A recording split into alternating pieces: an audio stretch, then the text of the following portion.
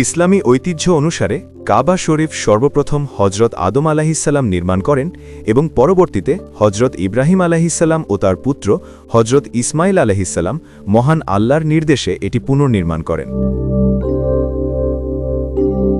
662 খ্রিস্টাব্দে ইসলামের উত্থানের পর এটি বিশ্ব মুসলিমের কিবলা হিসেবে নির্ধারিত হয়। উমাইয়া, আব্বাসীয় এবং উসমানীয় শাসনামলে এই মসজিদের ব্যাপক সংস্কার হলেও বর্তমানের বিশাল অবকাঠামো মূলত সৌদি রাজবংশের শাসনামলে সম্পন্ন হওয়া তৃতীয় সৌদি সম্প্রসারণ প্রকল্পের ফসল। কাবার বর্তমান উচ্চতা প্রায় 15 মিটার। এটি গ্র্যানাইট পাথর দিয়ে নির্মিত এবং এর ভেতরের মেঝে মার্বেল পাথরের। কাবার স্থাপত্যের সবচেয়ে আকর্ষণীয় দিক হল এর ওপরের কালো রেশমি আবরণ বা কিসওয়া, যাতে সোনা ও রূপার সুতো দিয়ে কোরআনের আয়াত খোদাই করা থাকে। মসজিদের স্থাপত্যে এখন আধুনিক প্রযুক্তির সমন্বয় ঘটানো হয়েছে, যেমন মাতাফ বা তাওয়াফের স্থান এখন কয়েক স্তরে বিভক্ত, যা ঘণ্টায় লক্ষ লক্ষ মানুষকে সংকুলন করতে পারে।